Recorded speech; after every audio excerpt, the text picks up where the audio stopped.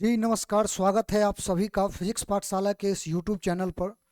मैं रवि रंजन और आज फिर से आपके सामने एक नया वीडियो के साथ उपस्थित हैं। पिछले क्लास में हम लोगों ने जो हमारा 12th बोर्ड के एग्ज़ाम का जो सिलेबस है, लगभग पूरा वीडियो में उसी सिलेबस के ऊपर ही डिस्कशन हम लोगों ने रखा था। और हमारे ख्याल से आपको सिलेबस और जो पैटर्न होता है, उसका मार्किंग पैटर्न होता है, उसका समझ आपको आ गया होगा। आज का जो वीडियो होगा इसमें हम लोग जो मूल रूप से हमारा जो पहला चैप्टर है इलेक्ट्रोस्टैटिक्स, यहाँ से हम लोग पढ़ाई करना शुरू कर देंगे। और आज का जो क्लास होगा उसमें प्रॉपरली जो आपके सिलेबस में बातें लिखी हुई है, उन सिलेबस में लिखी हुई टॉपिक के ऊपर में आज से हम लोग बात करना शुरू कर देंगे एक एक करके, है ना।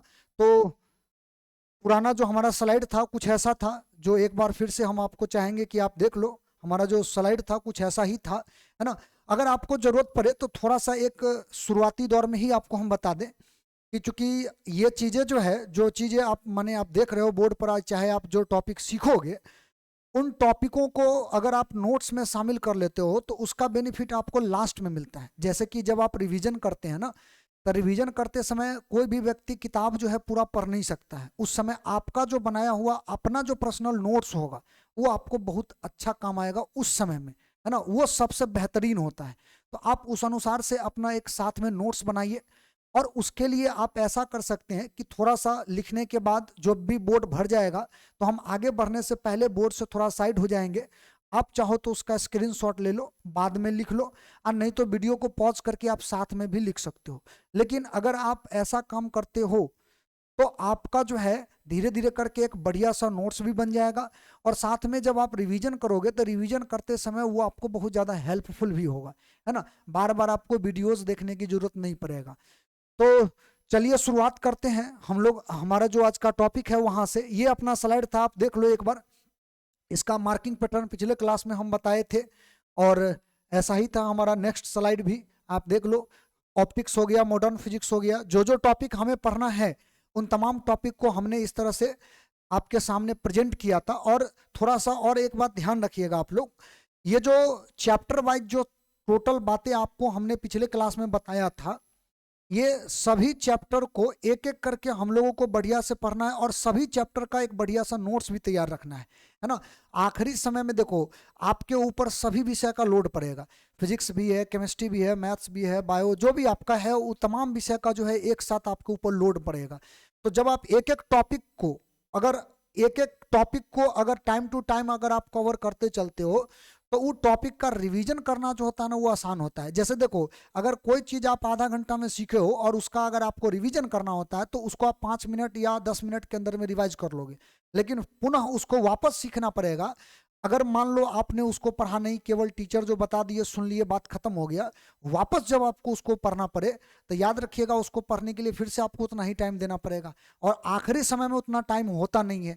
इसीलिए टॉपिक को एक एक करके स्टेप बाय स्टेप शुरू से आप सीखते चलो, नोट्स में आप रखो, और जैसे जैसे आप आगे बढ़ते चलो समय पर टाइम टू टाइम उसको एक एक बार जो है रिवाइज करते चलो, वो आपके बड़ा काम आएगा, है ना।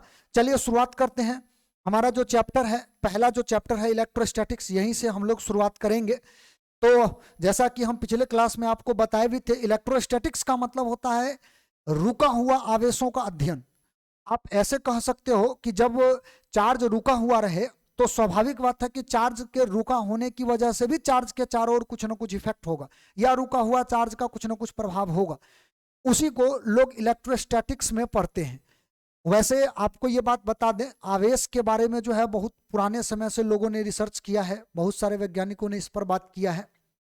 लेकिन आवेशों का जो डेवलपमेंट हुआ है, उसके डेवलपमेंट के पीछे कई वर्षों के प्रयास के बाद लोगों ने निकाला कि आवेशों को कई तरीका से डेवलप किया जा सकता है।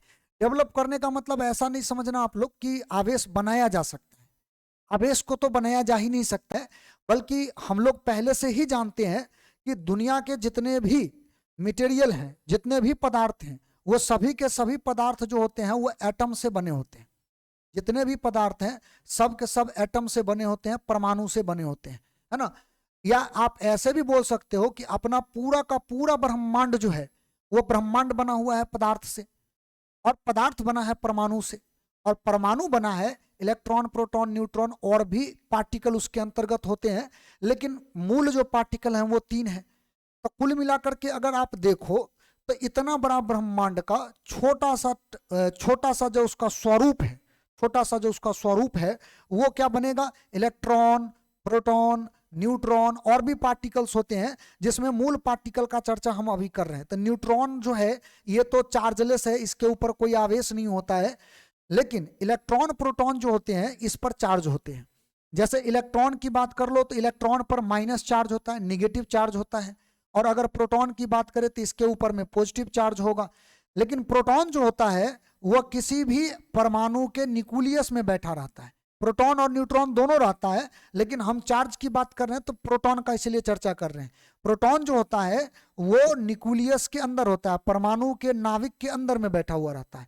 तो इसका मतलब जितने भी चार्ज का जो खेल चलेगा उस खेल में इलेक्ट्रॉन का भूमिका जो होता है वो सबसे अहम होता है। बात समझ गए? तो हमारा जो कहानी था वो कहानी ये था कि पूरा का पूरा ब्रह्मांड बना हुआ है क्या चीज से, पदार्थ से। पदार्थ बना हुआ है क्या चीज से, तो एटम से, परमाणु से। और परमाणु क्या चीज से बना हुआ है, तो इलेक्ट्रॉन, प्रोटॉन, न्यूट्रॉन से। यानी कि आधारी तौर पे हम लोग आ गए फिर से आवेश पर। बात समझे कि नहीं? तो आवेश को दो तरीका से, आप आवेश को दो तरीका से रख सकते हो। आवेश चलता भी है, तो जब चलता है तो उसको हम लोग करंट, इलेक्ट्रिसिटी में पढ़ते हैं, विद्युत धारा बोलते हैं।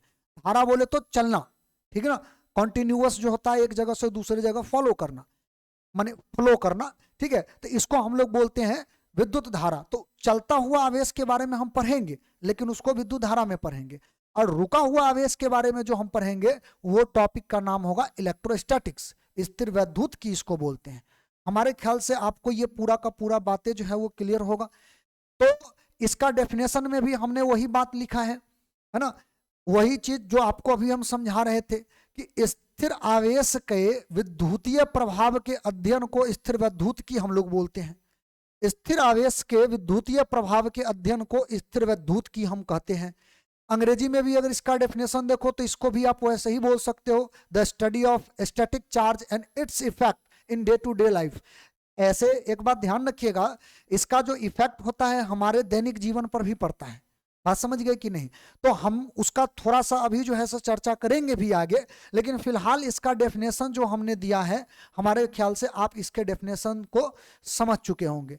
तो पहले देखो, इलेक्ट्रोस्टैटिक्स हमें पढ़ना है। इलेक्ट्रोस्टैटिक्स भी एक बड़ा चैप्टर है परीक्षा के पॉइंट ऑफ व्यू से। इससे जो है अगर आप देखो तो ये 8 नंबर का क्वेश्चन आपसे जरूर पूछेगा। तो इतना बड़ा चैप्टर को अगर एक बार पढ़ने के लिए, लास्ट में अगर रिवाइज करने के लिए बैठोगे आप, तो एक बार में इसका रिवीजन संभव नहीं है। और अगर मान लो आपको करना पड़ गया तो उस समय आप बोर हो जाओगे, उसको आप पढ़ नहीं पाओगे पूरा।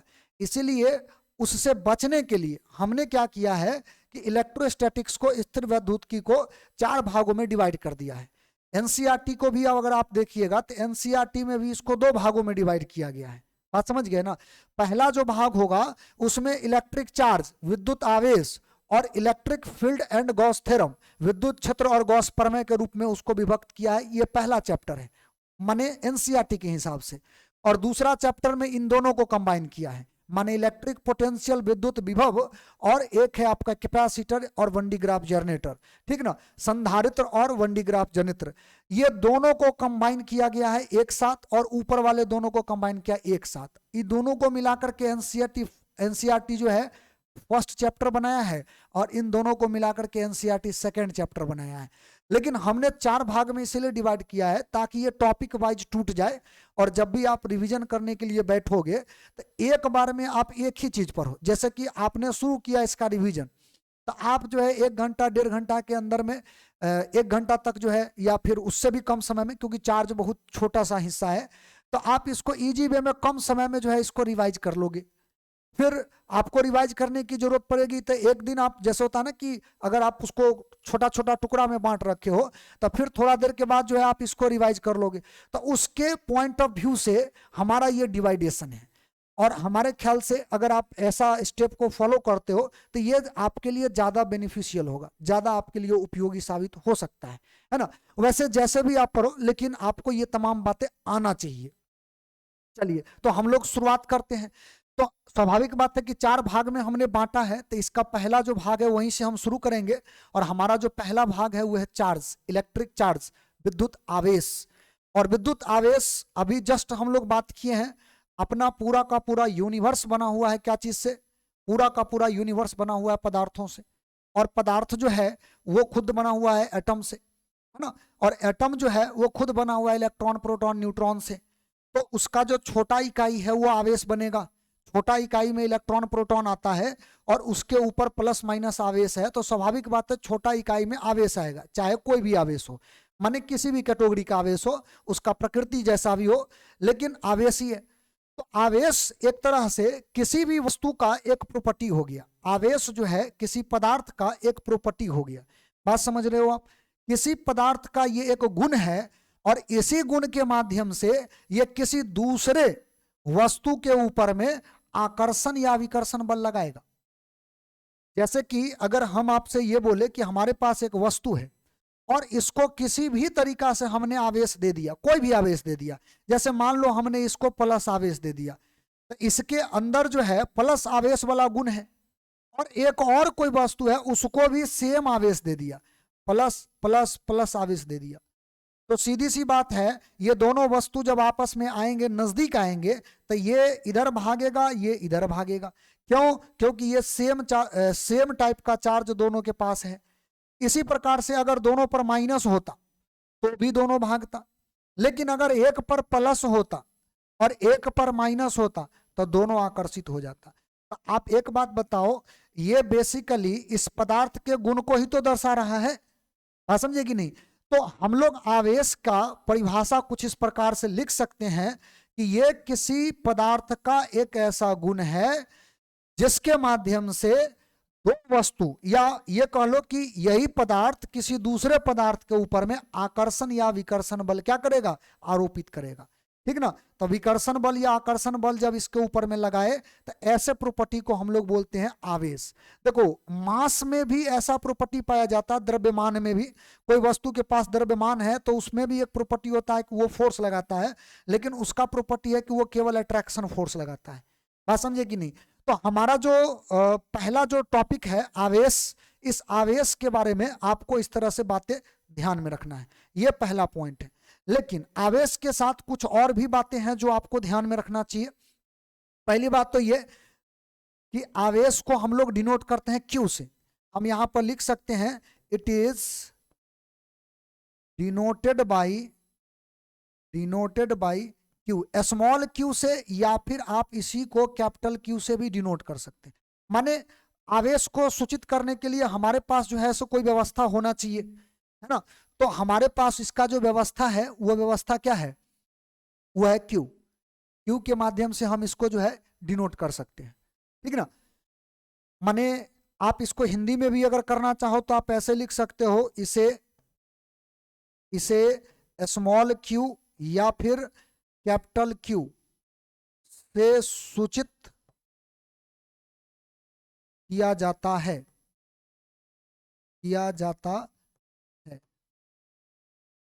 ये पॉइंट जो है आपको ध्यान में रखना है, ठीक ना।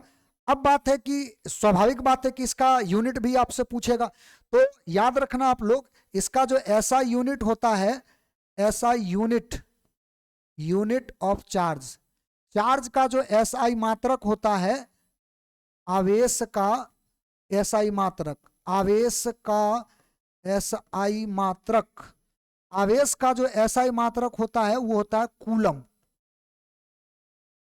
कूलम थोड़ा ऊपर लिखते हैं क्योंकि एक और इसका यूनिट होता है, हम यहाँ पर जो है मात्रक इसका जो है ये मात्रक जो आएगा, ये दो तरह का मात्रक इसमें लिखते हैं। एक तो होता है कूलम,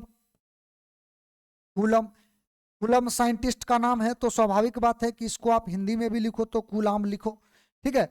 और इसका जो दूसरा ऐसा यूनिट जो आप लिखते हो वो लिखते हो एम्पियर इंटू सेकेंड, ठीक है। दूसरा जो आप यूनिट लिखते हो ये लिखते हो एम्पियर इंटू सेकेंड, और ये आप लोग लाते हो, ये एम्पियर इंटू सेकेंड जो लाते हो करंट इलेक्ट्रिसिटी वाले फॉर्मूला से लेकर के आते हो। तो बेसिकली जो आवेश आप पढ़े हो, आवेश के बारे में ये 2 पॉइंट हुआ, और भी पॉइंट हम इसमें बात करने वाले हैं अभी, तो कम से कम ये 2 पॉइंट तो पहले आपको जो है ध्यान में रहना ही चाहिए। ये 2 पॉइंट हमारे ख्याल से आप सभी लोग समझ चुके हैं। अब आते हैं हम नेक्स्ट पॉइंट पे। हमारा जो अगला पॉइंट है थोड़ा सा और इसके बारे में हम जान लेते हैं। देखो इसके बारे में थोड़ा सा और पॉइंट जो है आप समझ लो।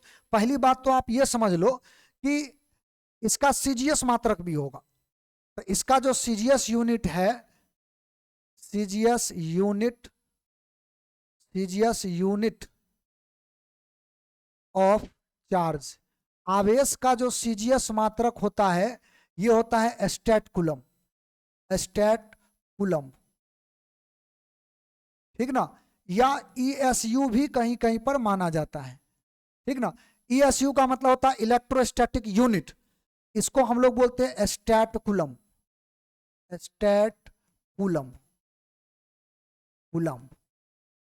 ठीक है। ये इसका सीजीएस मात्रक है, आवेश का सीजीएस मात्रक, आवेश का सीजीएस मात्रक ये होगा।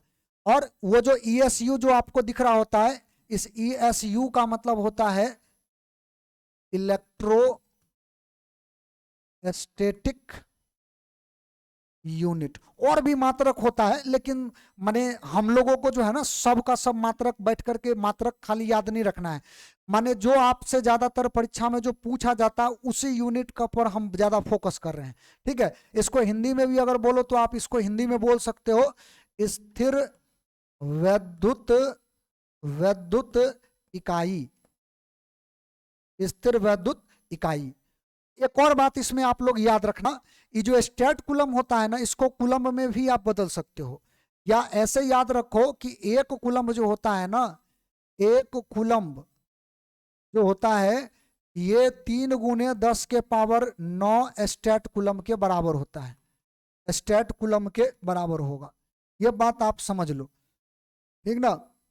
ये जो है वो 3 × 10⁹ स्टैट कूलम के बराबर होता है।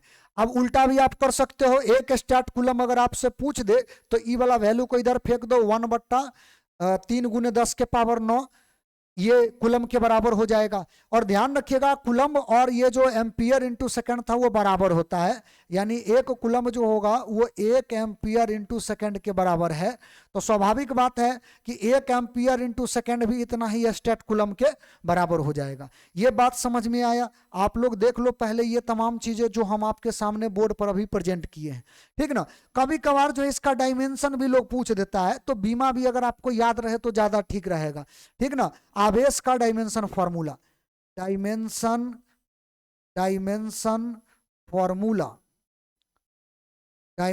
फॉर्मूला ऑफ चार्ज, आवेश का बीमा सूत्र। वैसे भी इसका जो एसआई मात्रक जो हम लोग लिखते हैं जिसमें बेसिक जो यूनिट होता है, फंडामेंटल जो होता है जिससे लेकर के हम बनाते हैं, वो आपका है एम्पियर इंटू सेकेंड।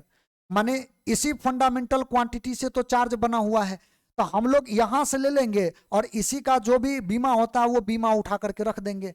तो बताइए इसका यहां पर पहले हिंदी में भी अगर आप चाहो तो लिख सकते हो, आवेश का बीमा सूत्र, आवेश का बीमा सूत्र, ठीक ना। तो आवेश का जो बीमा सूत्र होता है ये हो जाएगा ए टी क्यों लिखेंगे? देखो करंट जो होता है वो एम्पियर लिखते हैं हम लोग, और वैसे भी करंट का जो बीमा लिखते हैं या तो ए लिखते हैं और नहीं तो आप ऐसे भी लिख सकते हैं उसको, क्योंकि इसका 2 बीमा लिखा जाता है, एक कैपिटल आई भी लिखा जाता है।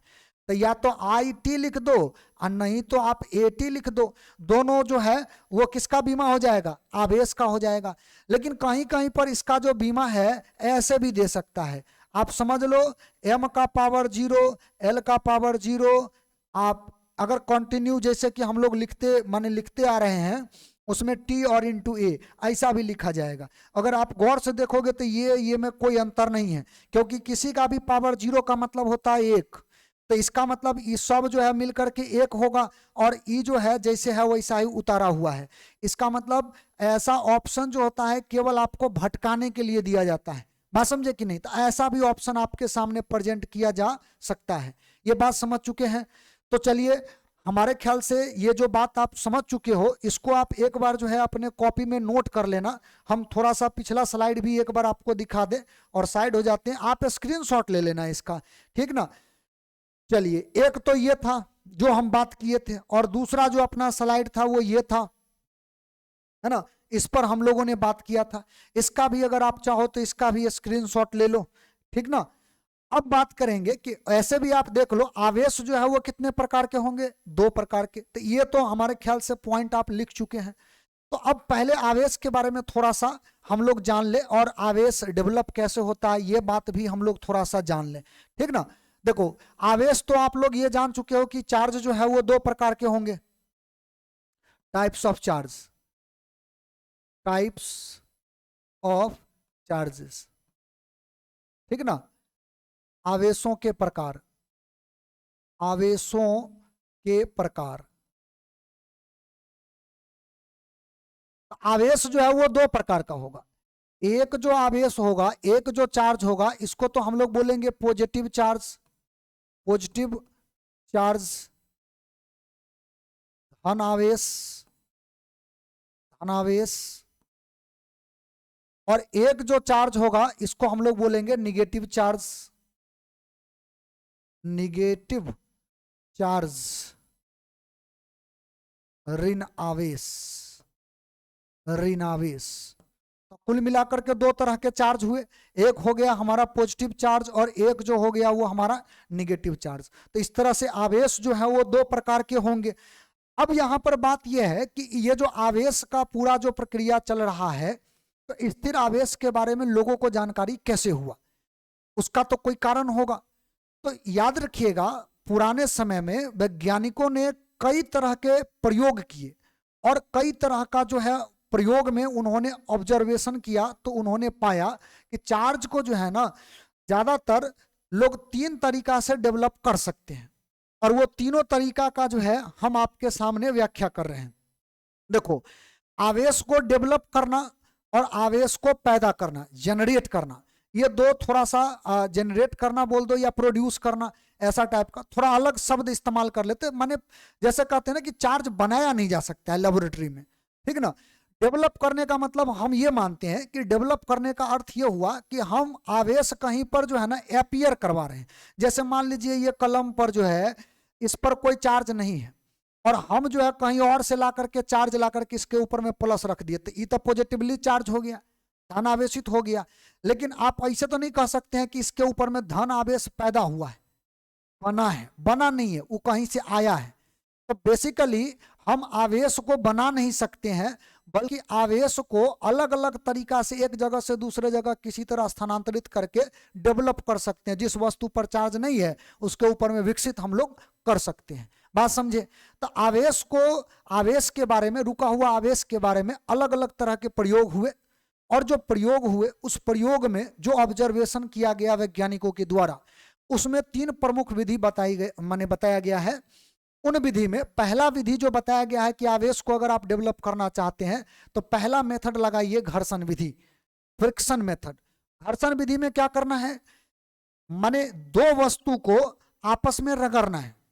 तो जैसे ही रगड़ा जाएगा तो दोनों वस्तु में से जिस वस्तु पर इलेक्ट्रॉन कम फोर्स के साथ बंधा होगा उसका इलेक्ट्रॉन टूट जाएगा।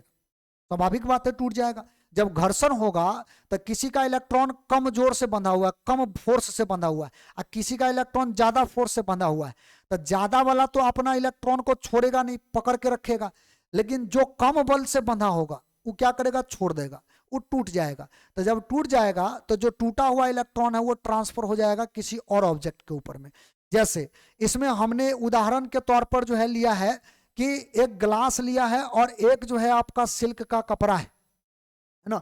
हमारे पास ये है भी, हम आपको दिखा दे। हालांकि इसको सिल्क का कपड़ा तो आप बोल सकते हो कि नहीं, पता नहीं, लेकिन ये ग्लास का रड है ना, और ये एक कपड़ा है। तो सिल्क का कपड़ा और ग्लास के रड के बारे में ये कहा जाता है कि जब इसको रगड़ा जाता है तो इसमें होता क्या है, बेसिकली इसमें हमने वो पूरा पॉइंट लिख दिया एग्जाम्पल के रूप में। अगर आप समझना चाहते हो तो ये बातें जो है आप ध्यान से रिवीजन करने के लिए भी आपके लिए बढ़िया रहेगा। ये इसमें कहा गया है कि electrons in glass are loosely bonded, माने ग्लास जो है ना उसमें इलेक्ट्रॉन जो होता है कमजोर बंधन से बंधा होता है। ये ग्लास है, ग्लास में जो इलेक्ट्रॉन होगा, ये ग्लास का रड है, आप देख सकते हो, ठीक ना। तो इस ग्लास के रड में इलेक्ट्रॉन जो होता है ना वो कमजोर बंधन से बंधा होता है, और सिल्क में जो होता है वो इसके कंपैरिजन में ज्यादा फोर्स से बंधा होता है। आप ध्यान रखिएगा, किसी में इलेक्ट्रॉन कम बंधन से बंधा हुआ है, किसी में ज्यादा फोर्स से बंधा हुआ है, ये डिपेंड करता है उस वस्तु के प्रॉपर्टी पर। बात समझे कि नहीं। तो इसमें हमने वही बात लिखा है, electrons in glass rod are loosely bonded in it than the electrons in silk. देखो, अगर हम आप ऐसे माने इसी चीज को हिंदी में पढ़ो तो इसी को बोल सकते हो, रेशम की अपेक्षा कांच में इलेक्ट्रॉन कमजोर बंधन से बंधे होते हैं। रेशम की अपेक्षा कांच में इलेक्ट्रॉन कमजोर बल से बने होते हैं।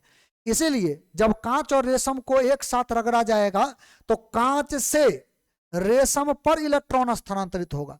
कांच से, ये जो कांच है, हम अभी वही बात बोल रहे थे कि कमजोर बंधन से बंधा हुआ इलेक्ट्रॉन टूटेगा, और टूटेगा तो जाएगा कहां, जाएगा उसके ऊपर में जिसके साथ घर्षण हो रहा है।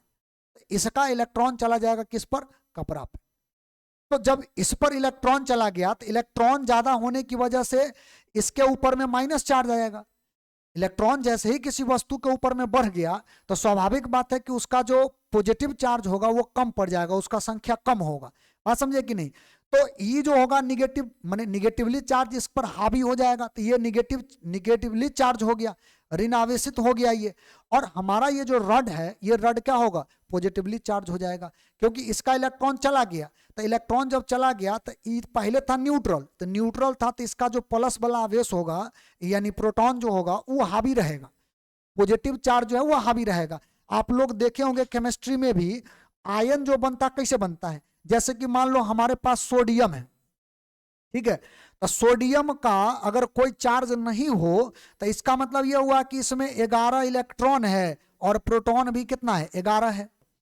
वैसे नाभिक में से प्रोटॉन तो हम निकाल नहीं सकते हैं, लेकिन अगर मान लीजिए हम आपसे ये कहे कि हमारा ये जो सोडियम है, तो सोडियम के अंतिम घर से एक इलेक्ट्रॉन को अगर हम बाहर कर दिए, तो जैसे ही एक इलेक्ट्रॉन को बाहर करेंगे, एक इलेक्ट्रॉन बाहर हो गया तो सोडियम जो है ना वो प्लस आयन बना लेगा, यानी पॉजिटिव चार्ज हो जाएगा। ये क्यों हो गया, इसका रीजन ये है कि एक इलेक्ट्रॉन अगर चला गया तो अब इसके ऊपर में अगर देखोगे तो इसमें इलेक्ट्रॉन का संख्या बच गया 10, पहले था 11 लेकिन अब बचेगा कितना, 10। लेकिन प्रोटॉन तो अभी भी तुम्हारा 11 ही ना होगा। तो अगर आप इसको देखोगे तो ये माइनस है, ये प्लस है, ये दोनों को जोड़ोगे तो +1 आपको मिलेगा, यानी कि ये +1 जो है इसके ऊपर हावी रहेगा।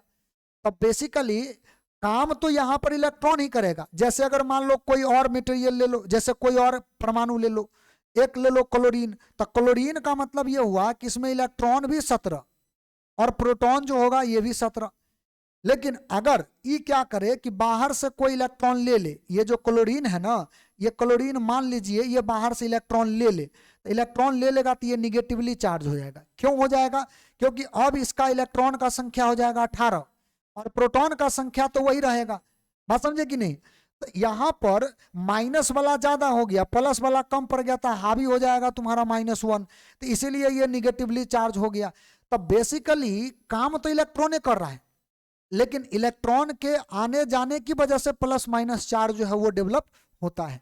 तो उसका आने जाने का जो तरीका है केमिस्ट्री में तो थोड़ा सा उसका चर्चा अलग से किया जाता है, लेकिन फिजिक्स में अभी जो हम जिस मुद्दा पर बात करते हैं, आवेश डेवलप करने का जो मुद्दा है जिस पर हम अभी बात कर रहे हैं, उसमें पहला मेथड जो है जिसके माध्यम से चार्ज आप डेवलप कर सकते हैं वो है फ्रिक्शन मेथड, घर्षण विधि। और जो आपको हम अभी बताए हैं इसी तरीका से आवेश को डेवलप किया जाता है। लेकिन इसमें आपको ध्यान ये रखना है कि आवेश डेवलप तो होगा लेकिन विपरीत प्रकृति का होगा। जैसे अगर मान लीजिए यहां से हम आपको ये बोल दें कि हमारे पास ये जो ग्लास का रॉड है और ग्लास के रॉड को हम क्या करते हैं, सिल्क के कपड़ा से ग्लास के, ये ग्लास है, इसका नाम हम लिख दे रहे, ये ग्लास है, कांच है, ठीक ना। और ये जो है सिल्क का कपड़ा, मान लो ये बगल में हम यहां से थोड़ा सा इस तरह से कुछ बना देते हैं, सिल्क का कपड़ा है, ये सिल्क है, सिल्क बोले तो रेशम है, ठीक ना। तो अगर ये दोनों को रगड़ा जाएगा तो स्वाभाविक बात है कि इसका इलेक्ट्रॉन इस पर ट्रांसफर हो गया, तो जब इस पर इलेक्ट्रॉन चला जाएगा तो इस पर कौन सा चार्ज आएगा, माइनस, इसके ऊपर में माइनस चार्ज आएगा, यानी ऋणात्मक चार्ज इसके ऊपर में अपीयर हो जाएगा। और इसके ऊपर में कौन सा चार्ज आएगा, तो इसके ऊपर में चार्ज आएगा पॉजिटिव। यही बात तो उदाहरण के रूप में हम आपके सामने रख दिए हैं कि परिणाम स्वरूप कांच जो होगा वो धन आवेशित हो जाएगा और रेशम जो है वो ऋण आवेशित हो जाएगा। कैसे, तो इसका मेथड जो था वो घर्षण विधि, उसी के माध्यम से। हमारे विचार से ये वाला जो बात है वो आप समझ चुके होंगे, और ये चीजें जो हम अभी आपको बताए हैं इसको ध्यान में रखना है, ठीक ना। ये जो बात आपको बताया गया है इसको आपको ध्यान में रखना है। चलिए अब आते हैं हम अगले पॉइंट पर। अगर आप चाहो तो इसको भी नोट कर सकते हो, स्क्रीनशॉट आप ले सकते हो उसी तरह से। तो एक मेथड तो आपका ये हो गया, और हम आपको बोले हैं कि 3 मेथड है, 3 तरीका है डेवलप करने का। तो एक तरीका तो आपका ये हो गया, ठीक ना। अगला तरीका क्या है वो देखते हैं। देखो अगला तरीका जो है आवेश को डेवलप करने का, इस तरीका का नाम है चालन विधि, कंडक्शन मेथड। बात समझे। तो कंडक्शन मेथड में क्या होता है, तो कंडक्शन मेथड में ये होता है कि अगर मान लीजिए हमारे पास एक पदार्थ है, ज्यादातर अगर कंडक्टर रखो तो ज्यादा ठीक रहता है, हम रीजन आपको अभी समझाएंगे थोड़ा देर में। जैसे देखो एक कोई मान लो एक रॉड है, इसके ऊपर में आप कोई चार्ज रख दिए, मान लो प्लस वाला चार्ज रख दिए, पॉजिटिव चार्ज रख दिए, और एक और रॉड है जो न्यूट्रल है, इसके ऊपर में कोई चार्ज नहीं है। बात समझे कि नहीं। तो अगर मान लो ये न्यूट्रल है और हम क्या किए, इन दोनों को कांटेक्ट में लाकर रख दिए, इन दोनों को किसी तरीका से जो है इसको सटा करके कांटेक्ट में ला करके रख दिए, तो जैसे ही कांटेक्ट में ला करके रख दोगे ना तो ये चार्ज इसके ऊपर में चला जाएगा। अगर ये कंडक्टर होगा, मान लो ये चालक होगा, तो चालक होगा तो चार्ज जो है ना वो फैल जाएगा, ऐसे फैल जाएगा, स्प्रेड माने पूरा का पूरा स्प्रेड कर जाएगा, फैल जाएगा इसके ऊपर में। अच्छा अगर ये नॉन कंडक्टर होता तो इस पर से चार्ज इस पर तो जाता लेकिन यहीं पर जमा हो जाता। आप समझे कि नहीं। तो चालन विधि में चार्ज को चलने दो। इसमें बेसिकली क्या हुआ, इसके ऊपर में चार्ज पहले से था, इसके ऊपर में कोई चार्ज था ही नहीं। बात समझे कि नहीं। इसके ऊपर में चार्ज नहीं था, लेकिन जब दोनों को कांटेक्ट में लाया गया तो इसमें से चार्ज इस पर चलना शुरू हो गया, लेकिन ध्यान रहे सिमिलर चार्ज उसके ऊपर में अपीयर होगा। बात समझे कि नहीं। हमारा ये जो चार्ज जो डेवलप हो रहा है ये चार्ज सिमिलर होगा। तो हमारा ये जो पूरा प्रक्रिया जो चल रहा है, इस प्रक्रिया में आप गौर कर सकते हो, पिछला जो था उसमें क्या हुआ था, अपोजिट चार्ज आया था, एक पर प्लस तो एक पर माइनस आया था, लेकिन अभी जो है इस बार वैसा नहीं हो रहा है। तो ऐसे आवेश को डेवलप करने का जो मेथड है, ये जो था ये न्यूट्रल था। बात समझे। इसको आप बोल दो ये सेकंड था, ये फर्स्ट था। ये जो था पहले चार्ज्ड था, पहले से आवेशित था। बात समझे कि नहीं। ये पहले से आवेशित था, और ये जो था दूसरा वाला ये अनचार्ज्ड था, अनचार्ज्ड था, ठीक ना, अनावेशित था, अनावेशित था। तो ये आवेशित हो गया, बाद में ये आवेशित हुआ, किस मेथड से हुआ, तो ये हुआ कंडक्शन मेथड से, चालन विधि से हुआ। तो चालन विधि में होता क्या है, when two conductors one charged and other uncharged, जब दो चालक, एक आवेशित तथा दूसरा अनावेशित चालक को एक दूसरे के संपर्क में लाया जाता है, तो दोनों चालक पर समान प्रकृति, ये बात गौर करने वाली है, समान प्रकृति यानी एक ही जैसा नेचर का जो है चार्ज वो उत्पन्न हो जाता है। तो ऐसे मेथड को हम लोग क्या बोलते हैं, इसको बोलते हैं चालन विधि। और ध्यान रहे ये माने आप ज्यादातर जब चार्ज को डिस्ट्रीब्यूट करोगे तो उस केस में जो है ना कंडक्टर अगर रहे तो ज्यादा बढ़िया होता है। बात समझे कि नहीं। तो एक तो ये मेथड हुआ चार्ज को डेवलप करने का, और हमारे ख्याल से इस मेथड को भी आप जो है नोट कर सकते हैं उसी तरीका से। और एक आखिरी मेथड पर हम अभी चर्चा करेंगे। एक जो आखिरी मेथड है वो मेथड है कौन सा, तो उस मेथड का नाम है बाय इंडक्शन मेथड, प्रेरण विधि। इस विधि में क्या होगा, देखो इस विधि में होता क्या है कि अगर मान लीजिए हमारे पास एक कोई स्फीयर है, गोला है, मान लो इसको हम किसी स्टैंड पर इस तरह से ऐसे रखे हुए, एक हमारे पास गोला है और इसको हमने कोई चार्ज दिया, मान लेते हैं कि कोई चार्ज दिया, लेट अस सपोज इसके ऊपर में हमने पॉजिटिव चार्ज दिया, ठीक ना, पॉजिटिव चार्ज दिया, और एक और स्फीयर हम लेकर आते हैं और ये न्यूट्रल है, इसके ऊपर किसी भी प्रकार का चार्ज नहीं है, पहले से कोई चार्ज नहीं है इसके ऊपर में, बात समझ गए। लेकिन हम क्या किए ना कि अब जो है जैसे ही इसको नजदीक लाए, अभी सटाना भी नहीं है, पहला जो मेथड था उसमें घर्षण करवाना था, बात समझ रहे हो, पहला जो मेथड था उसमें हम लोगों को घर्षण करवाना था। और हमारा ये जो दूसरा जो मेथड है, हमारा ये जो दूसरा मेथड है,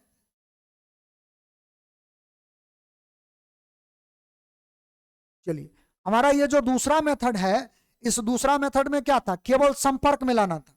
और ये जो तीसरा मेथड है इसमें संपर्क में भी नहीं लाना है, केवल दूसरों एक दूसरे को नजदीक ला करके रख देना है। तो अगर इसके ऊपर में प्लस चार्ज है ना, तो इस प्लस चार्ज की वजह से इसके ऊपर में उल्टा विपरीत प्रकृति का आवेश जो है वो डेवलप हो जाएगा। यानी कि अगर इसके ऊपर में पॉजिटिव चार्ज था तो इसके ऊपर में निगेटिव चार्ज डेवलप हो जाएगा। उसका क्या रीजन है, इसका क्या कारण है, तो देखो इसका कारण आप समझ लो पहले। इसका सीधा कारण यह है कि जैसे देखो इसके ऊपर में तो पहले से चार्ज था, पहले से चार्ज था, ये न्यूट्रल था, इसके ऊपर में कोई चार्ज नहीं था। तो हुआ क्या कि इसके पास कोई चार्ज नहीं था, इसका मतलब ये होता है कि इसका पॉजिटिव चार्ज और नेगेटिव चार्ज दोनों का मात्रा बराबर था, तब तो दोनों मिलकर के इसके ऊपर में न्यूट्रल बना रखा था। हुआ ये कि जैसे ही पॉजिटिव वाला नजदीक गया तो पॉजिटिव की वजह से इसमें जो पॉजिटिव चार्ज और निगेटिव का जो कॉम्बिनेशन था, पॉजिटिव को धक्का मार के भगा दिया दूसरे साइड। तो जैसे उसको दूसरे साइड धक्का मार के भगा देगा तो ये फ्रंट फेस पर जो है वो निगेटिव अपीयर हो जाएगा, क्योंकि साथ में ये भी तो है कि ये अगर पॉजिटिव को धक्का मार के भगा दिया तो निगेटिव को खींचेगा भी तो अपनी तरफ, इस वजह से ये वाला सरफेस के ऊपर में निगेटिव चार्ज आ जाता है। और अगर आप चाहे इन दोनों को नजदीक ला दें तो ये दोनों सट भी जाएगा, चिपक भी जाएगा। क्यों? क्योंकि दोनों के बीच का जो फोर्स लगेगा वो क्या करेगा, एक दूसरे के क्लोज ला करके रख देगा। तो ये मेथड को हम लोग बोलते हैं इंडक्शन मेथड, प्रेरण विधि। इस विधि में देख लो ये दोनों आपस में संपर्क में नहीं आया, ये केवल इसके नजदीक गया और इसको प्रेरित किया, इसको इंड्यूस करने के लिए प्रेरित किया। ये जो चार्ज डेवलप हुआ है इसको डेवलप करने के लिए इसने केवल प्रेरित किया है, इसीलिए इस मेथड का नाम होता है इंडक्शन मेथड। ये जो विधि है आवेश उत्पन्न करने का, ये जो विधि है इस विधि का नाम होता है इंडक्शन मेथड। तो हमने जो आपको अभी बात बताया है इसमें तीन मेथड आपको हमने बताया है कि तीन तरीका से आवेश को हम लोग उत्पन्न कर सकते हैं। ये वैज्ञानिकों के द्वारा जो है प्रयोग में जो भी रिसर्च में जो उन लोगों ने दिया था उसके आधार पर ये आया हुआ मेथड है। तो ये तीनों मेथड आप ध्यान रखो, आवेश के बारे में कुछ बातें जो है वो ध्यान में रखो। एक दो बात और आपको हम बता देते हैं कि ये जो आपके पास हम अभी जो सूचना जो दिए हैं, जो आपके इन तमाम मुद्दा पर जो हम जानकारी दिए हैं, इस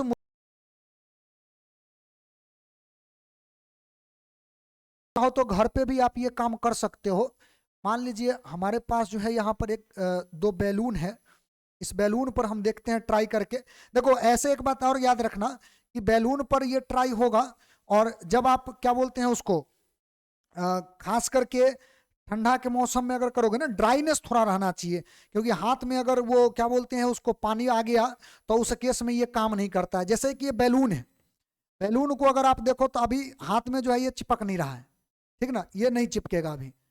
लेकिन घर्षण मेथड के माध्यम से आपको याद होगा, अगर हम इसको रबिंग करते हैं, अगर फूटना नहीं केवल भाई, अगर इसको हम रबिंग करते हैं तो एक पर प्लस एक पर माइनस चार्ज आएगा।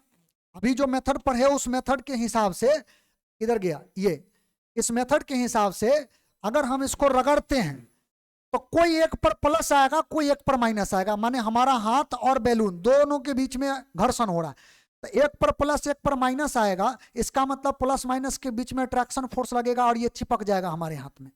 ये इस बात का प्रमाण होगा ना, अभी नहीं चिपक रहा था, हमने आपको दिखाया है।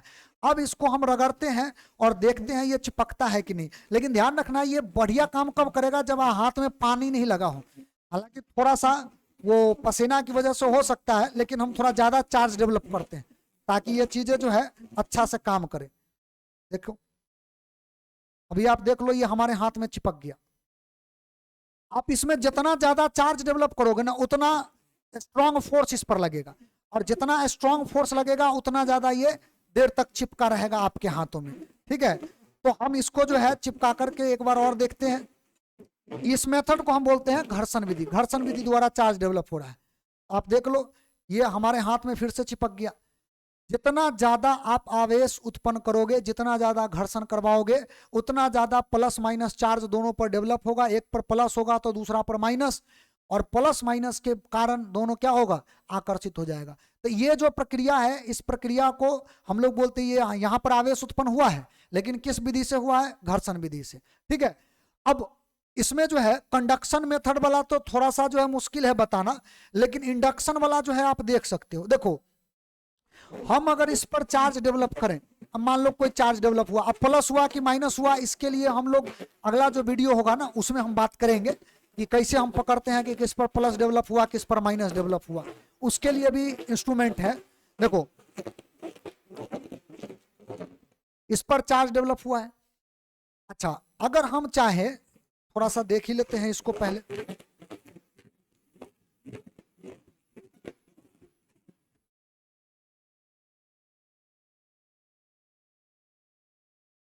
ये जो है ना प्रॉपरली उतना चार्ज डेवलप हो नहीं रहा है। जितना ज्यादा चार्ज डेवलप करोगे उतना ज्यादा ये क्या होगा, उतना ज्यादा ये चिपकेगा। देखो, चिपक गया ये बोर्ड पर भी। वो जो है वो क्या बोलते हैं उधर, हाथ जैसे चिपकाते हैं हम लोग ना, तो उस पर आ जाता है आपका मिटाने वाला इरेजर आ जाता है, वो अपीयर हो गया है।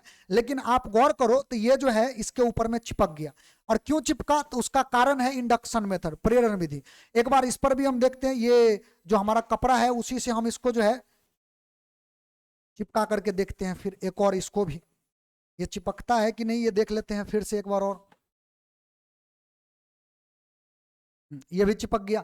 देखो, तो बेसिकली हुआ क्या, यहां पर जो आप देख रहे हो कि दो बैलून है और दोनों का दोनों जो है बोर्ड पर चिपका हुआ है, तो बेसिकली हो क्या रहा है।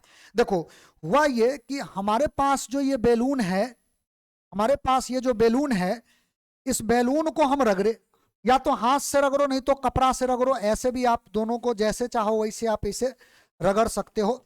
ठीक ना। इससे क्या हुआ कि इसके ऊपर में चार्ज डेवलप हुआ। अब होगा क्या कि हम इसको जो है बोर्ड के नजदीक ले गए, तो जैसे ही बोर्ड के नजदीक ले जाएंगे तो प्रेरण विधि के माध्यम से क्या होगा, एक पर अगर प्लस चार्ज है तो दूसरा पर माइनस अपने आप डेवलप हो जाएगा। इसके साथ कोई हम काम नहीं किए। तो जैसे ही नजदीक ले गए तो नजदीक जाने की वजह से इस पर क्या हो गया, बोर्ड के ऊपर में अपोजिट चार्ज डेवलप हो गया। जो चार्ज बैलून पर है उसका अपोजिट डेवलप हो गया। तो जैसे ही दोनों को छोड़ देंगे तो क्या होगा, चिपक जाएगा। सीधी सी बात है, प्लस माइनस क्या होगा, चिपक जाएगा। तो इस मेथड को हम लोग बोलते हैं इंडक्शन मेथड। ये जो विधि है, इस विधि को हम लोग बोलते हैं प्रेरण विधि। देखते हैं एक और बैलून को चिपका करके, देख लो। ये बैलून भी इसके ऊपर में क्या हुआ, चिपक गया। इसको भी चिपका देते हैं, एक और बैलून है। देखो, इस तरह से जो है आप बिना चिपकू गम का जो है, इस तरह से बैलून को आप चिपका सकते हो इजी वे में। देख लो, ये सभी के सभी बैलून जो है इसके ऊपर में चिपक गए। तो ये जो मेथड है, जो मेथड आपको अभी हमने बताया है, इस मेथड को बोलते हैं इंडक्शन मेथड। तो आज का जो वीडियो है इसको हम यहीं पर रोकेंगे, और आप इसको घर पे भी ट्राई कर सकते हो। जो बातें हमारे ख्याल से हमने बताया है ये पूरा अच्छा से आपको क्लियर हो चुका होगा। अगर किसी भी प्रकार का अगर डाउट फिर भी रह गया हो तो हम आशा करते हैं आप कमेंट जरूर करेंगे, और हम आपकी जो समस्या होगा उस समस्या का समाधान हम निश्चित तौर पे करेंगे। ठीक है, तो हम लोग फिर से अब मिलेंगे अगले वीडियो में। तब तक इस वीडियो को यहीं पर हम लोग समाप्त करते हैं।